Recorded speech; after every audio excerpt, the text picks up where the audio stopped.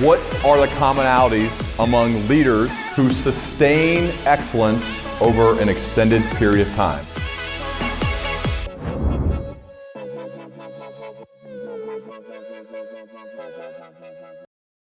Johnny, it's great to have you here on the Learning Leader Show. Welcome, man. Well, thank you, man. Great to be here. So let's jump right in. I read, your latest book, Reset. You write that crises come and go, but our chance to demonstrate leadership skills is constant.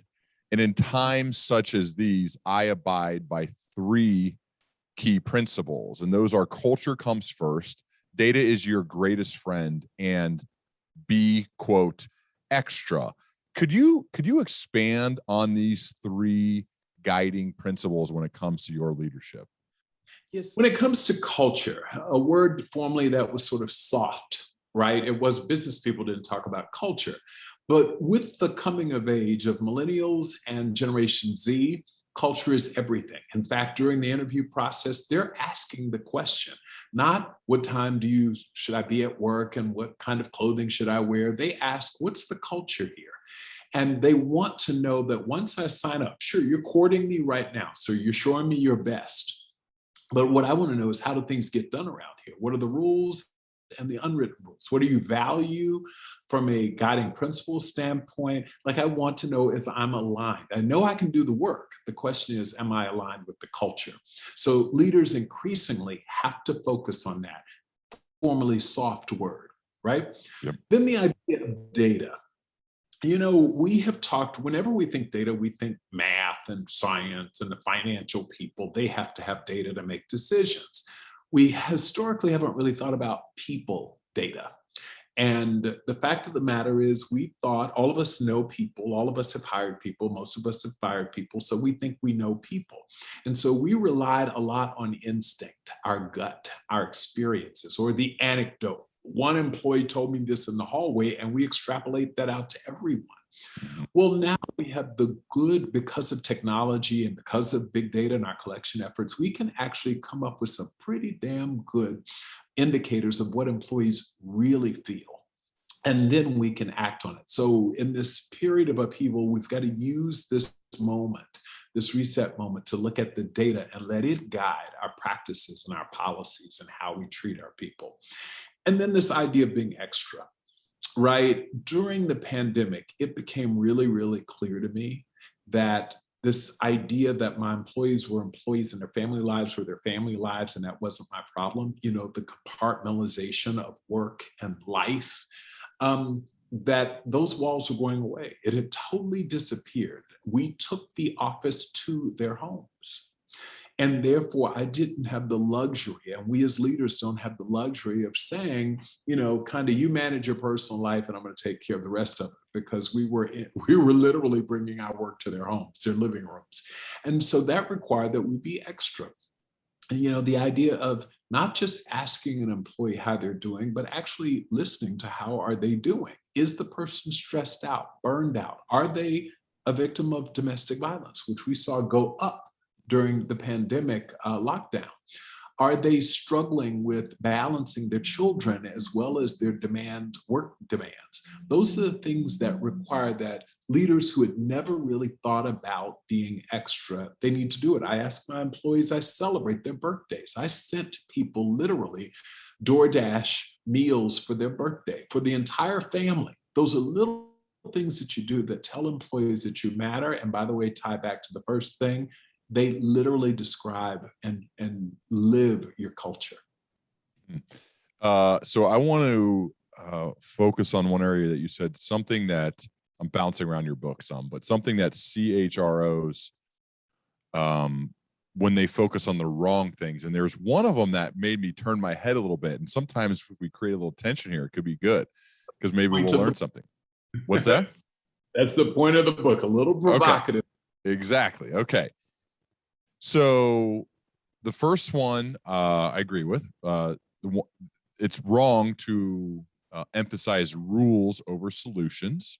That's one. The second one is developing an instinctual approach to solidifying their role, necessitating constant validation. So people who like always feel like they have to like share why their role exists. The third one's the one I want to talk to you about.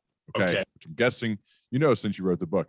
You said the ones who fail prioritize, let me see if I read this right, prioritize relationships above results or data. And I wrote in my notes, really, with 2 question marks. Can you share more about, because I feel like relationships are the word of the century. I mean, it's what we talk about is building deep relationships. I'm a believer in this. And so when you talk about relationships versus data, can you share more about that?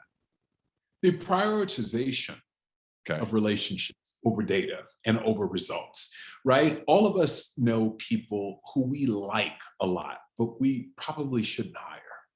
They can't help our organizations. I mean, you know the story in professional sports, right? I can like you, but if you can't put points on the board, no matter how deep our relationship is, and what we have found that in business over time, we have begun to value, even if it's 60-40, 55-45, we valued relationships over results. Not looked at the data like Johnny's a great guy, but is he putting points on the board? And over time, that gets old. In an incredibly competitive business environment, it's not enough for you to build relationships. Someone jokingly referred to a leader the other day as an empty suit. And the idea is everyone loves the guy and wants him to be at their party. And I'd even love the guy to be the, godfather of my kid, but he's not particularly good at sales. And we've been unwilling to look at the data to understand why is he not successful at selling? To what extent relative to other people? Are there things we can do to help him get better, by the way? So data isn't just about penalizing people. Sometimes it's used to help rehabilitate people. So you're the president and CEO, the Society for Human Resource Management. It's a massive job, 300,000 members, I believe. Yes. It's all over the world. You see on LinkedIn where people have the comma and the letters next to their name, right? SHRM. There's a lot of these people because it's super important. You're running that show. First, I'm always curious how people get a job like that, because it's a monster. Like, what led up to that? What did you do to earn such a massive role? Well, so I began my career as a lawyer in corporate, in a big law firm, and then ultimately went in-house. And I worked at big companies that you've known, Viacom. I was at IEC that owned Match.com, and Ticketmaster and Home Shopping Network were divisions, multi-billion-dollar divisions of the company where I ran HR. So I was a lawyer, an HR guy, and a CEO even in the .com space early. Worked at IEC running one of its algorithm-based businesses and search. So in this process, had this interesting mix of, I know the rules and the policies as a lawyer, and I understand risk. I then went into HR, where you have to understand in a knowledge-based economy, people, what motivates them and what demotivates them. And then finally, I had a P&L responsibility at IEC. I had to actually create revenue so that we could pay bills and keep lights on. That interesting combination of fully appreciating what it takes to run a business in the 21st century was attractive to the board. But what really was the icing on top of the cake was I ran a nonprofit for a while. People don't realize SHRM, although it's a business, we're a nonprofit, so we don't pay taxes, largely speaking, but we're a business. I have a P&L that I run every day, but there is a different nuance to a mission-based organization that doesn't exist in a purely for-profit environment. So they wanted that to layer in, so you can be a hard-driving corporate guy and not focus on mission, and mission is a part of what we do. So that's what I think made me the unique candidate for this, because I had real for-profit experience as well as nonprofit experience. Wow. So you like what David Epstein would write about in range, your range is wide and you went deep in those too. So that range seems to be extremely attractive for the job that you have, that you earned. It is. And I tell you why that's so important.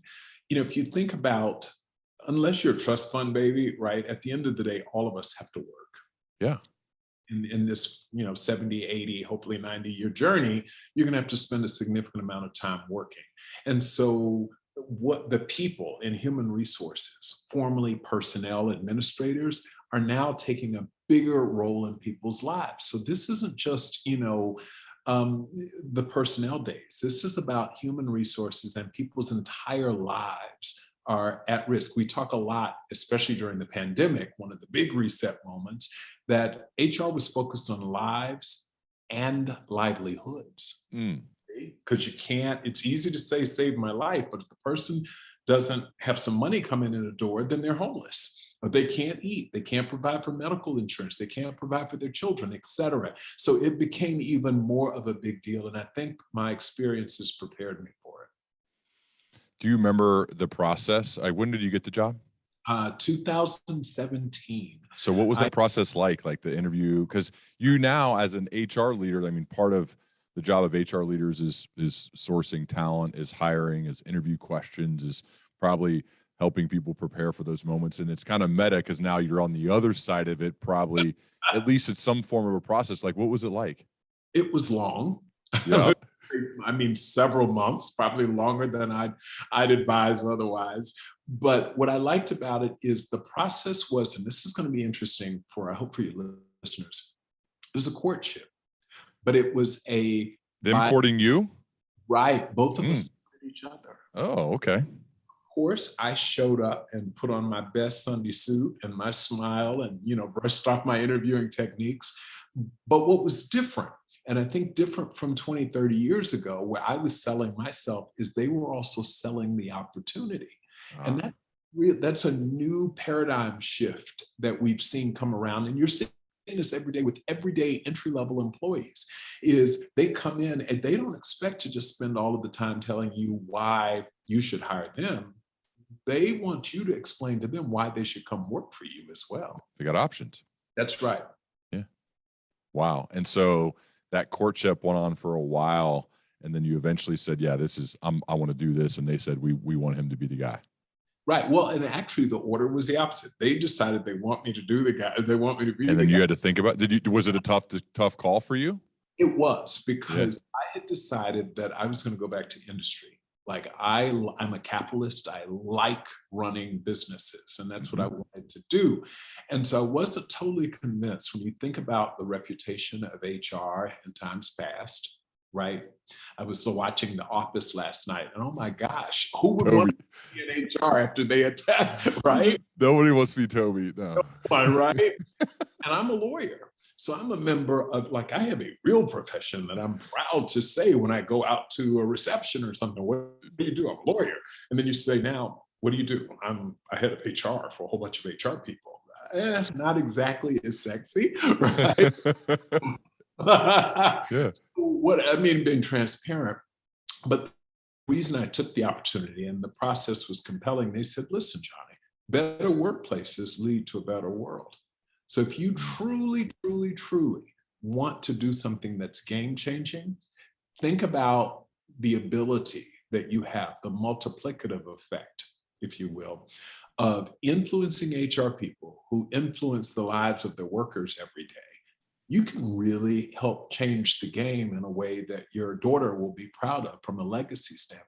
And my God, that was a really unfair sale, because I have an 11-year-old, and I think we all, you children, right? Sure. You want your kids to sit back and say, my mom or my dad did something that helped make the world a better place. Sure, I want to be paid. I mean, I'm never going to, I'm not taking a commitment to a pauper, right? That's not what I want to do. But I also realized that I could make a difference in the world by practicing good HR. And we've been on our journey to make that happen.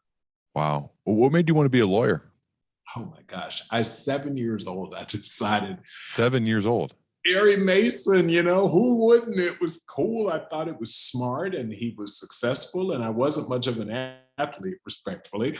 So I can't sing or dance. So there you have it. I said, this is on television. It seems cool. So I'm either going to be a surgeon or a lawyer. One of those two. There's always a medical show on TV or a legal show on TV, right? Yeah. It's really the truth. That was it. And then from that moment, you set your sights on it and then did it, huh? Well, so the quick personal story is, I actually thought I was going to be a physician. Yeah. That was the most I saw the blood, the gore. My grandfather was the first African-American surgeon in the state of Florida. So Wow. I literally was on my way to become a physician. The fact of the matter is, though, I was a much better orator, and I was a much better writer than I was a math student or science student. I could do both, but I enjoyed doing one, and therefore I was perfecting that, which is the writing and the communicating. And so ultimately I realized that this is what I will do and enjoy. And I then flipped from medical school, aspiring to be a lawyer, a physician, to wanting seriously to be a lawyer. And that all hit me at somewhere. I'd always had this lawyer or medical. I knew I wanted to be a doctor, I jokingly say. And then by 10, I was hell-bent on being a lawyer.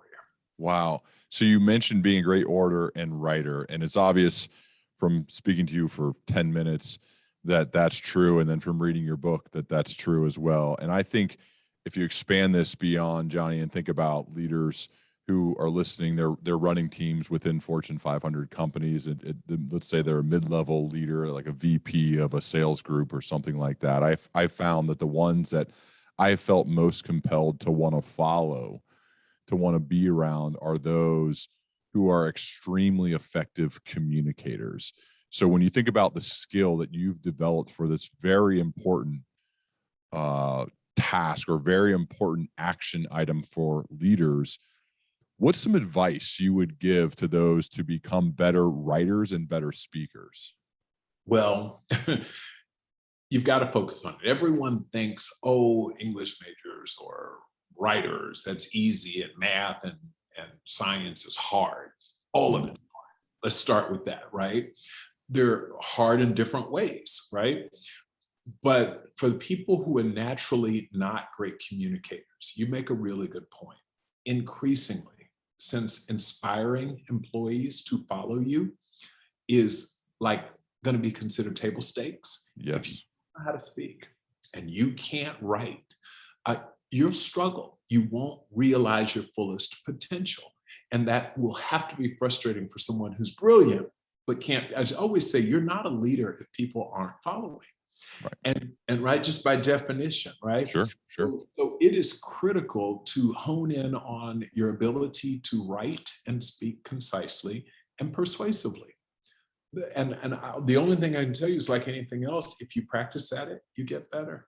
What's your process, and has it been since you were 7 years old, or what's your process to work on this craft that is so important of becoming an effective writer and speaker? So I practice it right now with my daughter. I have an 11-year-old. Oh. And from early stage, I read to her a lot, and I still read a lot, because your vocabulary grows by reading, right? Mm-hmm. And so that's something I do, and I practice with my child and with myself and anyone around me, is reading will only make you better, a better communicator. It's just practice, right? Now, when it comes to writing, something we don't do a lot. This is a little pet peeve of mine, and my daughter rolls her eyes all the time. So, baby, I know you're that generation that texts everything, or, do whatever you do, Slack things, but grammar matters, right? People judge you based upon, do you take the time to put the comma, the semicolon, the period in place? Can you make this make sense? And of course, all of us at 11 were like, Daddy, get over yourself, I'm over it, da, da, da, da, da. But it has paid off. And religiously, even as I write a lot, I literally pull out paper and pen, although the temptation is to text. And I'm always mindful. I take the time to get my grammar right, because like any other muscle, if you don't use it, it atrophies. And when it does, you fail. I can't tell you the number of times I have prejudged someone based upon a note that they sent me that grammatically either was grammatically wrong or just didn't make sense to me. I prepared for this. I just, in the back of my mind, I don't know if you've had the same experience. For sure. Idiot, and I just decided that about the person. They could be the most brilliant person in the world, or best yet, think about it. You're a leader. You're a vice president of sales, as you point out, and you send a simple 3-paragraph memo to your team, fraught with grammatical errors and syntax. And guess what? If you think people are going to be inspired to want to work for you, you're wrong. It will get in the way. So practice, practice, practice. Even at my age, and I'm not that old, but what you do is you have to use it because you will lose it. Details matter too. Details matter in this. Totally. We've gotten a little bit away from that. I don't want to sound like the old man preaching, but we really have. And I would just say to anyone listening in this podcast, you cannot imagine the number of times you'll apply for a job. And the first thing that we do is notice the number of typos in your resume. Yeah. And you can be brilliant, but sometimes you'll never get the opportunity. And I know there are those out there saying, oh my gosh, well, you lost great talent. Well, that might be true, but you didn't get the great job either. Yeah. Let's talk about hiring. Big part HR has a role in this. And in your book, you write that like Nordstrom has this famous saying, hire the smile, train the skill. And you also said that finding aligned talent starts with a question. And so let's break down this. It's kind of meta because I'm interviewing you here, but I like to see it more as a conversation, less of an interview. But what have you found to be, and you can take as much as you need as far as your philosophy on this, because I know this is where you're a pro. What have you found to be some of the most useful questions, and how do you tie those back to the qualities you're looking for when hiring? Right. So I start with, as opposed to delving right into the question, I say, what am I looking for? Mm-hmm. What are the things that matter for me? So sure, the technical competency, but by the time someone gets in and I'm interviewing with them, I assume they can do the job. You know, they've met the criteria, the minimum qualifications, what have you. What I'm trying to do. So there are two ways. Let me set up. There are two things you look for in an interview. One is technical competency. The other one is cultural alignment. Those two things. And it's not one or the other, or one is more important than the other. Because if you get we all know that brilliant jerk, right? Mm-hmm. And what they do is destroy the workplace environment and the culture. And since culture is so important, you can't afford to have the brilliant jerk sitting around. Similarly, you can't have, as we pointed out at the beginning of this talk, the guy that everyone likes who is incompetent, right? You can't do that either. So these two equal. So the first series of questions are given, can you do the job? And then I get into questions like, is the person curious? And curiosity is, clearly, Johnny's a lawyer. So if you ask me legal questions, I can answer them all day. One of my favorite questions is, tell me something that you've been thinking about that would surprise me. I just want to know what else, people ask questions, different versions of that. What books have you read? What kind of, they just want to know, are you naturally curious? Because you can train a lab rat, right, to become an expert at anything. The question is, are they curious? Because that curiosity will help someone look around the corner and help your organization innovate. It'll help that person will help you avoid making some mistakes or see market opportunities. So curiosity is one I deal with. The other question I ask is, tell me about a situation, or tell me about situations where you've been wrong or where you have failed. There is nothing, Ryan, more offensive to me than someone says, oh, I've never failed at anything. Like, oh, well, either you're totally out of touch, you're lucky, or guess what? The odds say you're due a failure. And I don't want them under my watch, right? I mean, that just says, because we're all going to have that moment. So it's a big deal to ask questions. And it also really speaks to people's self-awareness and their ability to be honest about failure. So I ask a lot of questions to really figure out, is this a megalomaniac? Or is this like some real, narcissistic person who will never be able to own mistakes? Or is this someone who can acknowledge these things? So that's the second. The third question I ask a lot during interviews is, why do you work? Why do you work? And here's the deal. There's no bad answer. I've had people say, for money. That's why I work. I've had people say, for good. I want to change the world. This is a no judgment question. It helps you understand, if I hire that person, then I know what motivates them. And that's the critical. There are people, when I manage teams, and you know this from managing and working with people, some people are motivated by money. Some people just want attention from the boss. They'll take $20,000 less. Some people want flexibility. I mean, you just have to get to people's core motivation. And that's why I asked the question, why do you work? Why do you want this job? And you'd be amazed at what people tell you. Do you remember this may be putting you on the spot, but do you remember your favorite answer to that question? My favorite question to why do I work? Favorite answer to the question when you've asked somebody, like, why do you work? Yeah. So, well, I have a funny, and so let me tell you that my favorite answer was a guy who was really clear. He said, I work for money. I'm an immigrant. I send money back to my family so that one day they can come here. And so the only reason I work is to get my family here. You're talking about focus. I loved it because there was no question. Now, again, no bad answer. I could judge him and say, well, what about, who cares? The guy is real clear about what it is. And in the role that I wanted him to come in, it was perfect. I needed a workhorse and he was going to do it. And I was committed to it. So that's one. But I had a funny one. I promise you, true story. So I asked the question and a woman said to me, you know, I like to smoke weed. And my husband— What? That's not what I thought you were going to say. I thought she was like, I said, there's a camera in here. Someone's like, or something. Sorry, go ahead. But it was true. Yeah. And she said, so my husband makes a lot of money. I don't need money, but he won't let me pay for weed with his money. So, you know, I have to make some extra money. And I was so— Did you hire her? Yeah. Well, no, I didn't hire her because talking about judgment, that's what the question, there's no good or bad answer, but that one wasn't the best answer.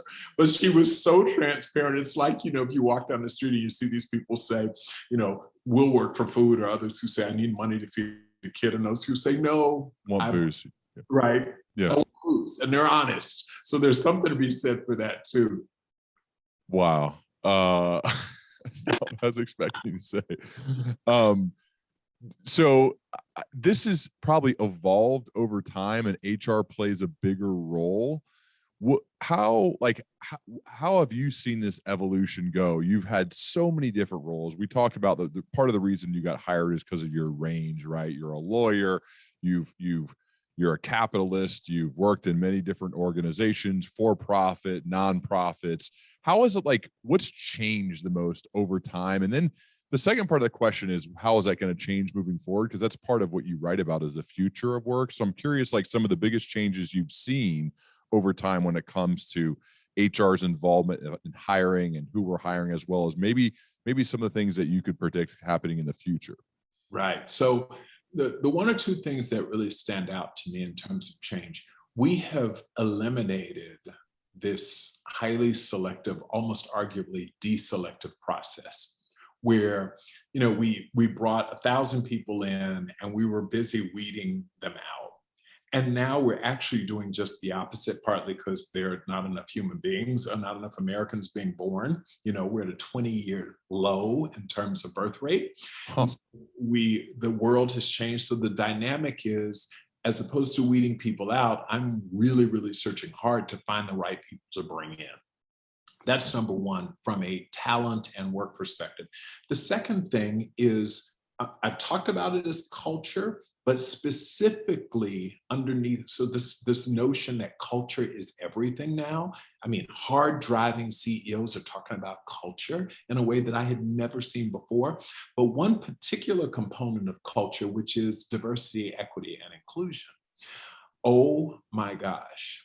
It is all the conversation. And yes, I think the racial reckoning conversation after George Floyd's murder spurred a lot of conversation, but it was actually starting, I saw this about 5 or 6 years ago. And I think it happened because, one, the country became more diverse. And it was clear, the idea that this is just a black and white world and men would be at home and women, would be at work, and women, that whole notion, the workplace was changing in ways that we hadn't seen in 50, 60 years, transforming. And so not only did we need a more diversity in the workplace, but we needed those diverse people to feel included in the workplace. So inclusion became more important than even diversity. Diversity is fine, but if you bring all of these people together who are different and they don't get along or they don't all feel like they belong, then you don't get a return on your investment anyway. Now you just got to fight every day, right? And this concept of equity, which was very different. We have forever talked about equality, right? And over the last 10 or so years, and in particular the last 2 or 3 years, people have said, I want to be treated equitably, not equally. So don't look to the right and look to the left and pay us all the same if I work harder. I'm abandoning equality. I want equity. I want equal opportunity. But the outcomes are going to be what they are once we're all given an equal opportunity. So just this migration in culture and thinking and paradigm shifting, which is diversity is not just a check the box, affirmative action, compliance sort of thing. It's real because my workforce is now diverse and will be more and more diverse. I don't know if you know this, but the K through 12 public schools in America are majority minority now. So your workforce of the future will be diverse. There's no women now make up the majority of the workforce. Actually, just before the pandemic, for the first time ever, women took over as the majority of the workforce. Now, because of the pandemic, 2 million women left the workforce, so we think we're trying to bring them back in. But for the first time, this DE&I thing was a business imperative, not just a moral imperative. So from a leadership perspective, how can leaders create a healthy culture that acknowledges and prevents racism, sexism, like all forms of bias? What are some things they could do right now? Right. So we've got to start talking about it. That is the beginning. When I talk about there's no way to fix things we can't talk about, that's the problem. And what we did historically was we said there are lunchroom conversations and there are dinner table conversations, and the two are different. And we thought that we could tell people you don't talk about religion, race, and politics at work. And the fact of the matter is that's all we talk about at work, right? Work. So there was a shift. You think about what our parents did. They would have told you, don't talk about that at work. And the world has changed. So what do we have to do is we have to acknowledge our diversity as leaders, reset our thinking around this, and then create environments within the workplace where people can talk about diversity, equity, and inclusion. Without that, all of the diversity initiatives and programs and different ethnic days for food, it solves for nothing, because we celebrate and we go back to our own tribes. And bringing us together to talk about these issues and to have disagreements about these issues embraces our diversity as opposed to focuses on our differences. There's something I think we can learn from a football field. It's where I come from, but I recently saw a picture of my high school. I was really proud of this. They scrimmaged a team, and my high school is primarily white guys, and they scrimmaged a team that was primarily black guys. And they went to the scrimmage, they finished it, and at the end, they all got into groups of about 10 to 12 people. Okay. And it was mixed, and there was usually like 6 and 6, and they were together, and they had a leader for each. They took this overhead picture. It was really cool, and that's how I found out about this and talked to some of the guys that were there. And it was all about this. It was all about creating an environment where the players and the coaches were talking about this, and they're starting it in high school. And some of these kids are 9th grade.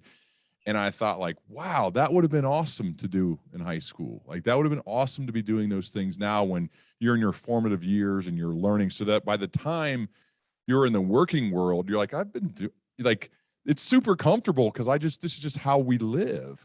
I like that. What a good idea, that I learned from a high school football scrimmage. And you just described it. When I gave you sort of my working definition of culture, it's how things just work, how things just the way it is. That's Yeah. the way it is. And when you do that, so it's not a diversity initiative, it's just the way we operate. We bring Right. different people together and they talk about any number of issues and they have disagreements without being disagreeable, right? You can be civil and respectful. When I think about football, I, of course, attended the University, right? So fully appreciate and I'm a big football fan. And I thought about what you just described. You could have two teams come together to compete. And I mean, you go at each other's necks. You literally try to put the other person on their butt, like, right?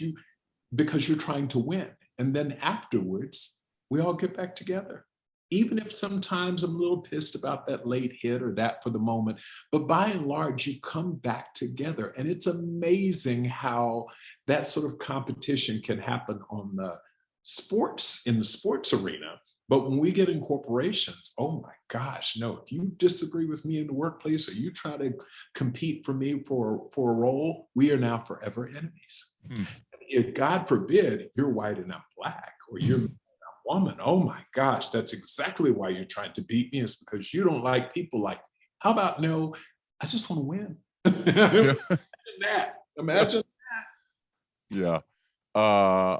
I'm curious, from all of your experience, Johnny, this is really cool. I've really enjoyed this talk. From all your experience at a variety of organizations, companies, and roles that you've had, when you think about, and you're in this bucket, obviously, but when you think about the people in your life who have sustained excellence over an extended period of time, what have you found those people seem to have in common? They're naturally curious. So curiosity is like the hallmark of the best leaders because they are constantly innovating and they're receptive to new ideas. And that keeps them fresh. That's one thing. The other thing is they're fiercely competitive. They want to win. And you know the deal. I always said growing up, if I ever made $100,000, oh, I'm rich, because I came from from a modest background. And then when I made 100, I wanted 2.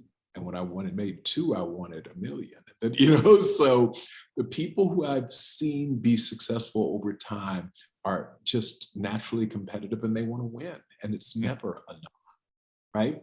Mm-hmm. The third thing that I have found, and this is the thing that these people work and they exist for some bigger purpose. They can really articulate, yeah, we all want money and we all want the things that money buys and all that stuff. I get that. But even they can literally take it to another level. And it's when I knew this was the right job, back to the question you asked me earlier, when I said, okay, sure, they'll pay me well. And I didn't come here to work for free. I got that part.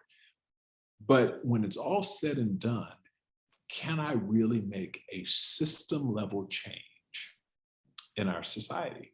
And those people are motivated by that. When you see the Jeff Bezoses of the world, notwithstanding all of the negatives he's getting for trying to go to the moon, he's trying to break a barrier. I mean, he's competitive.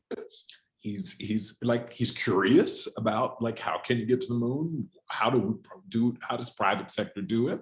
But he really also knows that this is the next evolution of the human being. And he is curious about it and he wants to figure it out. So there's a bigger purpose. It's not just, he could just sit and make a ton of money at Amazon. Think about it. He could just keep doing it and become even more of a gazillionaire. But he said, I want to do something else because I have a bigger purpose. I want to improve mankind's lot. That's what I see in people like that, those 3 things. It's, I have to tell you, I'm surprised an HR guy talks like this, only because my initial, I guess, experience with HR leader, and I know you're nodding because I know you know this, was just not like this. It was kind of more rule followers. You broke the rule. They would sit with me when I had to fire somebody or put them on a plan. They kind of were like, don't do that. That's risky. Don't do that. And I don't sense you like that at all. You seem almost the opposite of that. Yeah, I'm really a risk taker. But I also, once you understand business, and I think that's why my HR experience was informed by, and my business experience was informed by really working with people the HR department that was the department of no Yeah. is no longer useful. And unfortunately, Well, you start, I'll tell you what happens, because I did it myself and my friends did too.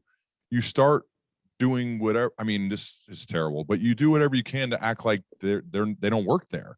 And that's a problem, because they can serve a great purpose. But if you feel like it's the department of no, well, I have to hit this number and I have to go over here and do this. I'm very competitive. Like, I have to make this happen.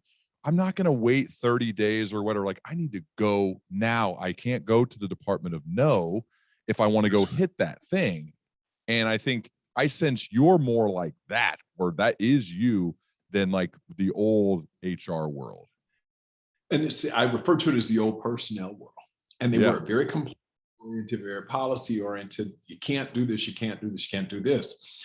And it's why, frankly, I wrote this book. It's a part of the reset. Not only all of us are experiencing a reset, but leaders have to reset their opinion and perspective of HR. Now, for good or for bad, that was the reputation, but it's not okay now in a knowledge-based economy. And so I always say, listen, if you have a bad experience with a physician, you replace that physician.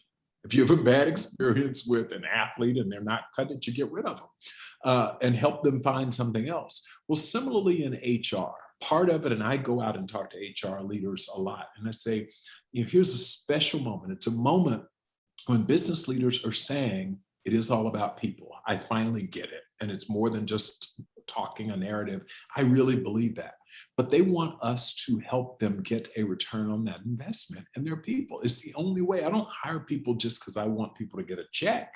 Hell, I want them to give me a return. When you pay people to do something, you expect to get something in return. If we think about it that way, when Ryan shows up in my office saying, I'm having this challenge with the person, and all you can tell him is why you're stuck with that person, because the law says this, and because this and that and that and that, he's tuning out because he's like, you missed the point. This isn't why I came to see you. I need you to help me, either help this person get better within the organization or leave the organization, but I need help. And we have not historically done that. I can tell you now, though, the newest generation of HR leaders are more like me. They get it. Like, they are a part of the business, and they know that in a knowledge-based economy, if you don't get the people right, then your business doesn't grow. Period. Well, if I was on the board hiring and you kind of put this little hour together, I could see why they chose you. I mean, this makes sense. It makes a lot of sense, man. I mean, it does, because this is the direction you want to go, where you want to call your HR partner and they're a legitimate strategic advisor for you to help you. That's the thing, man. I mean, that is how an organization can go. And confidant and advisor and consigliere. So let me tell you, as a lawyer, I'm the guy that when my client did something very, very, very bad, they knew they could call me, talk to me. And my job was, as a zealous advocate, my job is to help them solve for that problem. Not to say, well, you did do that. And you're going to prison. And like, if that's you fire that lawyer on a spot, right? You're like, what the hell am I talking to you for? Brought that orientation into business, which is, when I worked with CEOs of CHROs, I worked for Barry Diller. I worked for Wayne Huizenga. I've worked for some really, titans of industry. And every time I said, come in, this is no judgment zone. Come in and tell me what's going on. What do you think about this person? And be honest. And now let's talk about getting to the resolution that you think is desirable. And every once in a while, you have to say no. Like, there are moments when you just say, I got it, but we can't do that. But it was the exception rather than the rule, which is the newest and best way to practice HR. One more question, Johnny. Given, again, the range and your career, it's pretty awesome. It's remarkable, and you're in the middle of it right now. What if you're meeting with like a 23 to 25-year-old, maybe someone fresh out of college? What are some general pieces of life/career advice you give to that person? Number one, become really, really good at something. I mean, again, back to our earlier comments about relationships matter, and I'll get to that second. But most importantly, you have to be able to say, this is the thing I do as well or better than 90% of the population. Become an expert at something. If it's football, if it's lawyering, if it's teaching, if it's preaching, whatever it is, figure that out and get damn good at it. I'm sure you've read the books. I think it was Tiger Woods. They say you have to spend 10,000 hours doing something.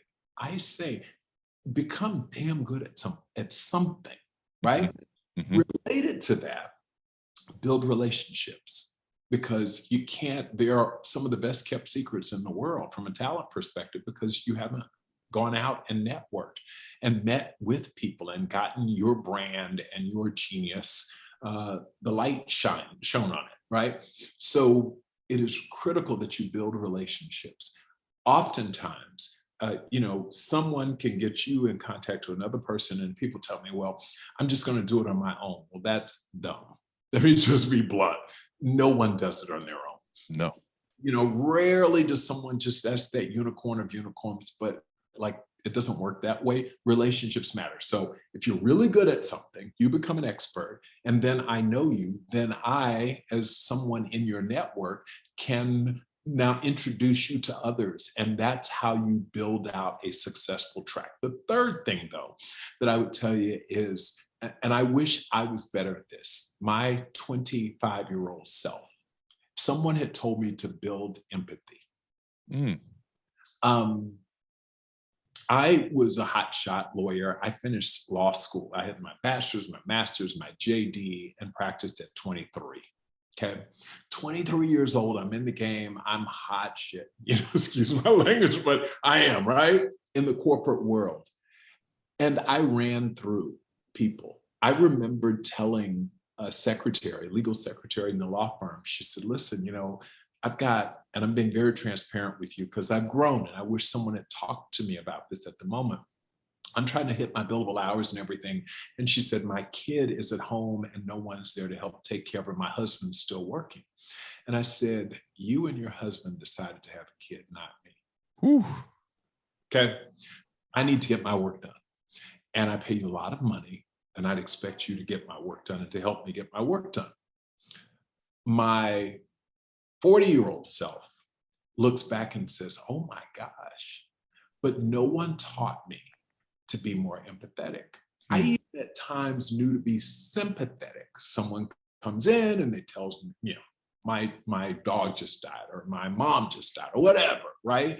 I knew how I sent flowers. I did all of those things, but empathy was missing.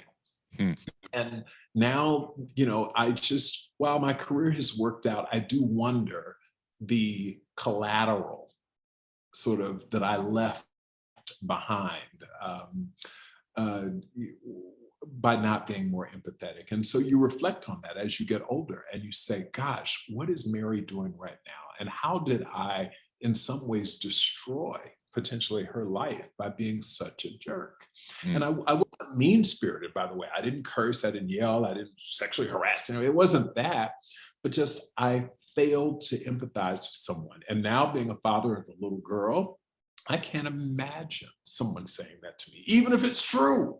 I can't imagine someone saying that to me. So get great at something, network and build relationships and build really meaningful relationships, and then be more empathetic in your approach on this journey.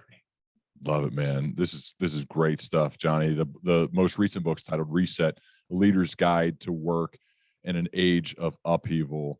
And it'll be one of those books where I have the digital version right here on my other screen here, Johnny, but it'll be one of those books that you'll find yourself like having to stop, take a note, highlight. It's one of those. So I huge props, man. It's really, really well done. And I'm really appreciative of you being here. Where would you send my viewers and listeners to learn more about you online? So www.SHRM, that's SHRM.org, and you'll find everything you need to know about me and the work that we're doing here at SHRM. This book, what I love about it, it's not just Johnny's opinion about things. We used a lot of SHRM research. Again, back to data, to support the things and the observations that we'd suggest that you incorporate into your life as a leader. Love it, man. So good. And I would love to continue our dialogue as we both progress, man. This is really fun. Love to have me back with you. Love it. Love it. Thanks so much. Okay, be well.